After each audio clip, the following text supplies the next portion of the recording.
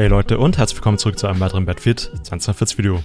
Wie ihr schon seht, ist das Video unterstützt vom EA Creator Network, durch die ich die neue Season 5 schon selber spielen durfte.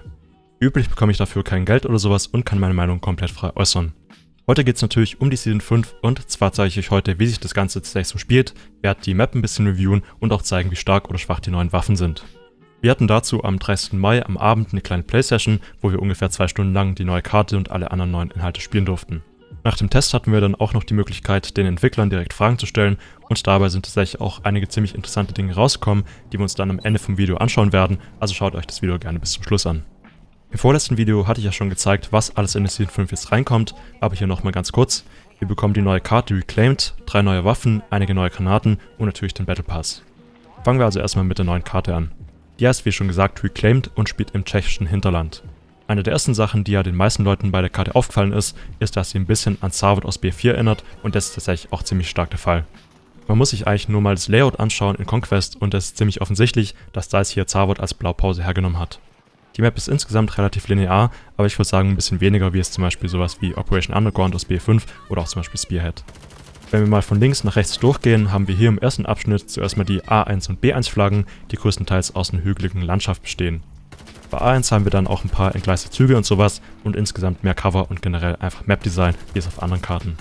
Das ist eigentlich auch bei der ganzen Karte so und einer der größten Unterschiede zu den originalen 2040 Maps.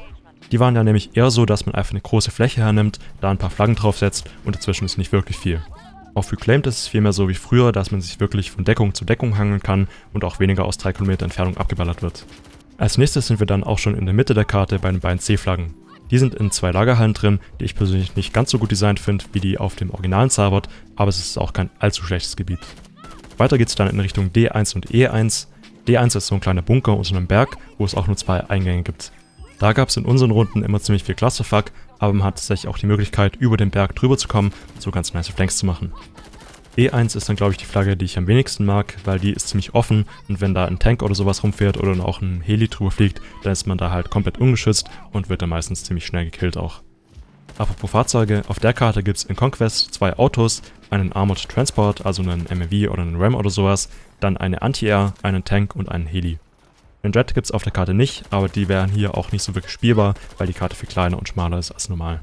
Ich habe nur mal ganz kurz in einem Tank gesessen, weil den irgendjemand stehen gelassen hat und Heli kann man bei den Events meistens vergessen, weil da einfach jeder drauf spammt, also kann ich jetzt nicht allzu viel dazu sagen, wie sich die Fahrzeuge aus der Spielersicht so spielen. Als Infanterist wird man aber auf jeden Fall ziemlich zugespammt auf der Karte, weil man auf einigen Flaggen extrem offen ist für Tanks und vor allem in dem Gebiet um die A, B und E Flaggen ist man auch ein leichtes Ziel für Helis. In unseren Runden war da größtenteils ein Nightbird unterwegs und ich glaube mit Tech Heli könnte da sogar noch mehr ausrichten. Es kann aber auch sehr gut sein, dass es dann auf den Live-Servern dann komplett anders aussehen wird, weil bei so einem Playtest halt fast keine Anti-Air spielt und einem die ganze Zeit rumsitzt oder mit einem Soflam oder sowas Leute markiert. Sowas gibt es eben bei einem Event meistens nicht so. Und es gibt aber auch noch ein neues Feature auf der Karte, denn DICE hat jetzt nämlich diese stationären Anti-Air-Geschütze auf der Karte platziert, so wie man es ja zum Beispiel auch aus BF1 und 5 kennt. Die könnten natürlich auch ganz gut was bringen, aber ob die Leute das benutzen, ist natürlich auch nochmal so eine andere Frage. Das bringt uns dann aber auch noch zu einem weiteren interessanten Punkt bei der Karte, denn das ist die einzige Karte im Spiel, die standardmäßig nur 64 Spieler unterstützt. Das ist für mich auf jeden Fall eine positive Sache, weil meiner Meinung nach dieses ganze 128 Spieler Ding nichts als Problem verursacht, was das Map-Design angeht, den Netcode und auch die Performance zum Beispiel. Wer will, kann die Map aber in Portal dann trotzdem auch mit 128 Spieler hosten, also die Option ist auch weiterhin gegeben. Bis jetzt habe ich ja ziemlich positiv von der Karte berichtet, aber es gibt auch einige Probleme, die ich mit der Map habe. Die größte Sache, die wahrscheinlich auch jeder andere Kanal ansprechen wird, ist, dass die Runden bei uns extremst unbalanced waren. Die ersten Runden haben wir auf Durchbruch gespielt und ich war leider jedes Mal im Verteidigerteam. Da haben wir zwar, glaube ich, 2 von 3 Runden gewonnen, aber Spaß gemacht hat es überhaupt nicht, weil es einfach nur ein extremster Clusterfuck war. Das Problem habe ich aber auch generell mit Durchbruch, also könnte es auch daran liegen. Aber was es ein bisschen überraschend war, dass es in Conquest noch schlimmer war. Da war ich nämlich 3-mal im US-Team, die hier auf der linken Seite spawnen und wir haben die Gegner da jedes Mal wirklich innerhalb von ein paar Minuten bis in ihren Spawn zurückgedrängt, wo die Runde dann auch geendet hat. Man weiß natürlich nicht so genau, woran es jetzt gelegen hat, ob es das Map-Design war oder einfach die Teamzusammensetzung oder sowas in die Richtung. Was dabei aber natürlich auch nicht geholfen hat, ist, dass wir leider schon wieder mit Bots zusammenspielen mussten, was es echt beinahe unmöglich macht, so eine Karte richtig zu bewerten, weil die sich einfach nicht wie echte Spieler verhalten. Insgesamt würde ich aber trotzdem sagen, dass Reclaimed jetzt die Karte ist, die am nächsten an das Design aus vorherigen Battlefield-Teilen rankommt. Ich hatte in Conquest größtenteils schon Spaß mit der Karte, aber man muss natürlich mal abwarten, wie es sich dann im normalen Game verhalten wird, weil die Leute bei so einem Playtest immer komplett anders spielen und die Map natürlich auch erstmal lernen müssen. Dann kommen wir aber auch mal zum nächsten Thema, und zwar den neuen Waffen. Davon gibt es wie am Anfang erwähnt 3 Stück. Die erste davon ist das GEW 46 Sturmgewehr, was im Prinzip einfach eine G36C ist, die man zum Beispiel aus BF4 kennt. Mit den richtigen Aufsätzen hat die GEW eine Feuerrate von 750 Kugeln pro Minute und maximal ein 30-Schuss-Magazin. Vom Schaden her fängt sie auf kurze Distanzen mit 28 Schaden an, geht dann wahrscheinlich so bei 10 Meter oder sowas auf 22 runter und fällt dann auf längere Distanzen weiter ab. Von der puren Time to Kill her liegt sie am Anfang bei 42 Millisekunden und fällt dann eben auf 23 Millisekunden ab und geht dann so weiter. Im Prinzip liegt sie damit ein bisschen unter der M5A3, aber ist immer noch deutlich schwächer als zum Beispiel eine RM68 oder sowas. Was aber aufgefallen ist bei der Waffe, ist eine ziemlich hohe Streuung, denn auf lange Distanzen konnte man damit echt nicht mehr wirklich viel treffen. Das ist aber tatsächlich nicht nur bei der Waffe so, denn DICE hat mit der Season 5, soweit wir wissen, bei den meisten Waffen und vor allem den Sturmgewehren deutlich mehr Streuung draufgepackt. Ich habe zum Vergleich auch mal die RM68 gespielt und ich fand den Unterschied echt sehr, sehr stark. Wie ihr vielleicht schon wisst, bin ich persönlich ja nicht so der Fan von starker Streuung. Für mich ist es nicht gut für ein Gunplay-System, wenn einfach der Zufall entscheidet, ob die Kugel da ankommt, wo man hinzielt. Mir wäre es deutlich lieber, wenn sie stattdessen endlich mal den Rückstoß verstärken würden, weil es tatsächlich auch die Skill Gap erhöht und auch die Distanzen von den Waffen besser einschränkt. Dann aber mal zurück zur GEW. Ich fand sie insgesamt schon ganz okay, sie ist jetzt keine Meterwaffe wie eine RM68, aber auf jeden Fall auch ganz gut spielbar. Was sie am meisten zurückhält, ist eigentlich das Magazin, weil sie eben nur 30 Schuss hat, was ziemlich wenig ist in diesem Spiel, vor allem im Vergleich zu den anderen Waffen, die ja teilweise 50 Schuss oder sowas haben. Weiter geht's dann mit der neuen Sniper, der XCE Bar. Die habe ich nur eine Minute oder sowas ausgepackt und dann wieder weggelegt. Die ist wirklich einfach eine Standard-Sniper, hat eine normale Kugelgeschwindigkeit, 7 Schuss im Magazin und eine ziemlich langsame Anvisiergeschwindigkeit. Interessanter wird es dann mit der nächsten Waffe, denn das ist die Deagle. Die Deagle, oder wie sie hier als Ingame BFP50 genannt wird, funktioniert eigentlich genauso, wie man es sich auch vorstellen kann. Sie hat 2 verschiedene Magazine, die man nehmen kann, einmal Close Combat, mit dem man eine höhere Feuerrate hat, aber weniger Distanz, und die High Power, die das genaue Gegenteil davon macht. Die Feuerrate ist also zwischen 240 und 276 und sie hat 7 oder 8 Kugeln im Magazin.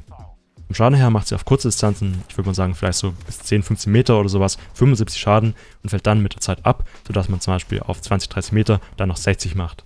Ob es noch weiter runter geht, weiß ich nicht. Ich habe mal so auf, keine Ahnung, ich glaube 50 Meter oder sowas habe ich mal was gehittet und ich glaube das waren auch 60 Damage, aber bin ich mir jetzt nicht 100% sicher.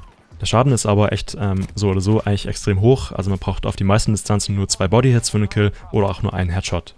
Zusätzlich dazu ist die Deagle auch noch extrem genau und man kann, wenn man einen Laser drauf hat, sogar relativ gut hipfeuern damit. Zusammengefasst ist die Deagle, wie ihr vielleicht schon in den ganzen Clips gesehen habt, echt eine absolut kranke Waffe. Die Hälfte der Spieler ist beim Playtest einfach mit der als Main-Waffe rumgelaufen, weil sie halt echt, wenn man trifft, wirklich jede andere Waffe weghaut, weil sie halt einfach so viel Schaden raushaut und das auch in einer relativ kurzen Zeit. Aber man muss eben auch tatsächlich treffen und ruhig spielen, weil wenn man sie einfach durchspammt, dann streut sie so stark, dass man absolut nichts mehr trifft, selbst auf kurze Distanzen. Das ist dann vielleicht auch so ein bisschen auf Counter-Strike angelehnt, da musst du ja auch immer so ein bisschen Zeit vergehen lassen zwischen den Shots, damit die auch dahin gehen, wo du hinzielst. Mir hat die Deagle auf jeden Fall echt viel Spaß gemacht zu spielen und ich denke, das könnte dann auch wahrscheinlich meine neue Haupt-Zweitwaffe werden. Wenn ich Season 5 dann nächste Woche releasen werde, werde ich wahrscheinlich auch ziemlich wieder ein Video machen, wo ich ganz genau analysiere, wie gut die Waffen sind, auch im Vergleich zu anderen Waffen, welche Aufsätze man benutzen sollte und wie man sie am besten spielt. Wenn ihr das nicht verpassen wollt, würde ich mich auch über ein Abo freuen, denn wir sind auch nicht mehr weit von 6000 Subs entfernt. Dann schauen wir uns aber jetzt noch kurz den Battle Pass an, bevor wir zu den Entwicklerkommentaren kommen. Der Pass ist eigentlich relativ standardmäßig, wir haben eine Handvoll ganz nicer Skins drin, aber auch ziemlich viel Filler. Es gibt, wenn ich es richtig gezählt habe, 1300 Coins und auch ein paar XP-Booster natürlich. Wenn ihr die Coins schon habt, um den Pass zu kaufen, kann man das natürlich machen, aber Echtgeld würde ich persönlich nicht dafür ausgeben. Also kommen wir dann erstmal zu den Entwicklerkommentaren und danach dann zum Fazit für die Season. Die Fragen sind in Kategorien unterteilt, denn wir hatten im Event-Discord jeweils Kanäle für Fragen zum generellen Gameplay, den Maps, der Story, den Charakteren und den Gadgets, den Waffen und den Fahrzeugen. Beim Gameplay waren 2 Fragen von mir drin. Die erste bezüglich einer höheren Tickrate für die 2040 Server und die zweite bezüglich einem besseren Partysystem, damit man zum Beispiel mit mehr als 4 Leuten spielen kann oder auch einige andere fehlende Features wieder zurückkommen. Die erste Frage wurde eigentlich komplett ignoriert, aber zur zweiten haben sie gesagt, dass sie aktuell leider nichts dazu sagen können, aber das Feedback gehört haben. So eine Antwort heißt dann normalerweise, dass die einzelnen Entwickler gerne was dran machen würden, aber es eher unwahrscheinlich ist, dass in nächster Zeit was dran tut. Als nächstes kam eine Antwort auf die Frage, ob wir mit Season 5 neue Portal-Inhalte bekommen werden. Dazu hat ein Entwickler gesagt, dass mit Season 5 Durchbruch als Modus verfügbar sein wird, aber zu zusätzlichem Content oder größeren neuen Features hat er nichts gesagt. In einem anderen Thread wurde dann aber noch preisgegeben, dass in Season 5 keine neuen Volt-Waffen kommen werden, sondern eben nur die überarbeiteten Versionen von denen, die aktuell schon drin sind. In der Maps-Kategorie gab es dann 3 ganz interessante Fragen und Antworten. Die erste war, ob DICE vorhat, jetzt endlich mal eine urbane Karte zu machen, und darauf hat ein Map-Designer geantwortet, dass sie das sehr gern tun würden. Die Frage hatte ich, glaube ich, auch schon mal in der Season 1 oder sowas gestellt, und damals hatten sie auch schon zu mir gesagt, dass sie das halt gerne machen würden, aber ich glaube, sie meinten, dass sie da irgendwie Limitationen hätten oder sowas. Also woran es jetzt tatsächlich liegt, dass keine solchen Karten kommen, ist immer noch offen, aber ich gehe schon eher weniger davon aus, dass wir noch in diesem Spiel welche sehen werden. Aber wenn sie welche machen wollen und es auch so immer so sagen, dann könnte es ganz gut sein, dass wir dann zumindest im nächsten Spiel wieder ein paar sehen werden. In der zweiten Frage ging es darum, dass die Map-Rotationen in 2040 nicht besonders gut sind und man andauernd dieselben paar Karten spielt und ob man daran nicht mal was machen könnte. Darauf hat ein Entwickler dann geantwortet, dass sie sich zu dem Thema in Zukunft nochmal melden werden. Hört sich also für mich ein bisschen so an, als würden sie vielleicht was dran machen. Es wäre jetzt auch nicht so viel Arbeit, zum Beispiel ein System zu machen, dass du, wenn du eine Karte spielst, dann wirst du irgendwie die nächsten 4 Runden oder sowas nicht mehr auf diese Karte gesetzt oder sowas. Das wäre eigentlich relativ easy und wird schon ziemlich viel helfen, meiner Meinung nach. Und zu zuletzt hatte auch noch jemand gefragt, für mich sind die Helis auf Reclaimed die schlechteste Sache, ich finde es besser, wenn es hier nur Transportfahrzeuge gäbe. Darauf hat dann einer der Lead-Map-Designer geantwortet, mit dieser Karte versuchen wir wieder zu den Combined Arms zurückzukehren. Es wäre einfach, eine Infanterie-Only-Karte zu machen, aber wir schließen damit die ganzen Spieler aus, die Fahrzeuge mögen. Die Antwort fand ich auf jeden Fall echt richtig geil. Also erstmal versuchen wieder zu Combined Arms zurückzukehren. Aber von wo ist die Frage? Jede Map in 2040 hat Fahrzeuge. Es gibt keine einzige Karte, die nur Infanterie hat oder zumindest mal auf Infanterie ausgelegt wäre. Also wie sie auf die Idee kommen, jetzt Combined Arms zurückzubringen oder sowas, das ist ja auch, glaube ich, im Marketing sagen sie es auch immer Combined Arms für Season 5. Also woher kommt es, Alter? Also, das ist mir komplett schleierhaft. Und der zweite Teil der Aussage ist für mich eigentlich genauso schlecht. Es gab in jedem einzelnen Battlefield-Teil Infanterie-fokussierte oder Infanterie-Only-Maps sogar. Aber jetzt plötzlich ist es ein Problem, wenn auch nur eine einzige Map von 16 Karten im Spiel nicht alle Fahrzeuge hat. Es würde schon reichen, wenn man mal eine Karte hat, wo es zum Beispiel mal nur eine Scout-Heli gibt oder mal nur ein MAV oder sowas. Aber nein, wir müssen einfach auf jede fucking Map die komplette Fahrzeugauswahl draufhauen, auch wenn es für beide Seiten keinen Sinn macht. Genau wie es bei Reclaimed es eben ist. Weil für mich ist es halt einfach absolut dumm, auf so eine Karte Fahrzeuge drauf zu packen, weil es halt für die Infanteristen Abfuck ist, weil die halt in den engen Gängen und sowas easy abgefarmt werden, weil sie ja nach oben einfach offen ist. Und für die Fahrzeuge ist es halt genauso Abfuck, weil es kaum Cover gibt, weil die in so einem Mini-Dings da rumfliegen müssen, wo es nicht viel Raum zum Navigieren gibt. Und das ist halt einfach so die perfekte Möglichkeit, um einfach mal eine Infanterie-Map zu machen. Man kann ja trotzdem, wenn man das unbedingt will, ein MAV oder sowas rumfahren lassen, so wie es zum Beispiel bei, keine Ahnung, Sand Crossing oder sowas ist oder bei wie heißt die Map, Grand Bazaar oder sowas auf BF3. Früher gab es natürlich auch solche Sachen, aber warum machen die das nicht? Also, sie sagen ja selbst, dass es eine einfache Sache wäre, sowas zu machen und es würde halt einfach die Map viel, viel besser machen für die Infanteristen. Also warum kann man nicht mehr einmal so eine Map machen?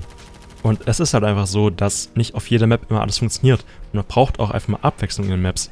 Und wenn man sich halt so sehr einschränkt, dass auf jeder Map alles funktionieren muss, hätten wir halt nie so Maps bekommen wie, keine Ahnung, Metro oder auch die Close Quarters DLC Maps, Karkant, da gibt es keine Flugzeuge und so weiter und so weiter. Also es gibt so viele Maps im Battlefield, die wirklich Klassiker sind, die die besten Maps in der Serie sind und es sind halt oft Maps, die nicht die volle Auswahl haben.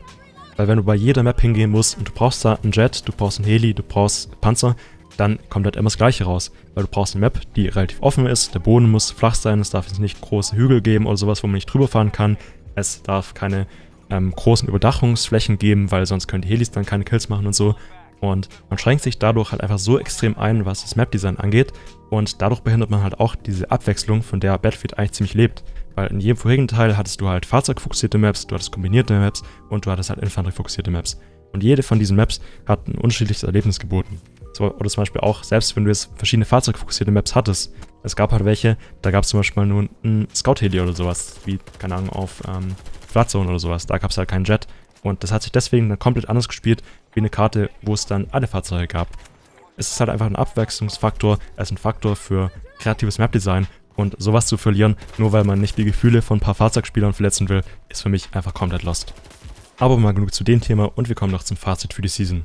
Vorneweg muss man natürlich wie üblich mal wieder erwähnen, dass die Contentmenge in dieser Season und auch den vorherigen 4 extremst schwach ist. Eine neue Karte und 3-4 neue Waffen sind viel zu wenig, um ein Spiel am Leben zu halten und sind auf dem Niveau von Indie-Studios. Bis vor ein paar Jahren war es für DICE kein Problem, alle 3 Monate mindestens 4 neue Maps und mehr als 4 Waffen zu liefern und selbst in BF5, was ja auch ein Live-Service-Game war, kam deutlich mehr Content ins Spiel. Das ist eine Sache, die man echt unbedingt im Kopf behalten muss als Community und man darf auf keinen Fall zulassen, dass es beim nächsten Teil genauso weitergeht. Dann kommen wir jetzt aber mal zu den tatsächlichen Inhalten der Season 5. Wie gesagt, fand ich die Map tatsächlich ganz okay. Für 2040-Verhältnisse ist eine relativ gute Map, relativ zu anderen Spielen ist eine mittelmäßige Karte.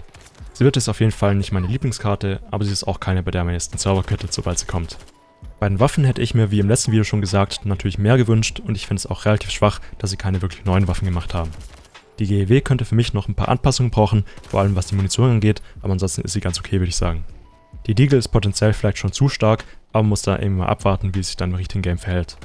Zusammengefasst ist die Season 5, also von dem was da ist, eigentlich ganz gut, aber wir haben halt einfach viel zu wenig davon und einige leicht fixbare Punkte ziehen die Inhalte deutlich runter.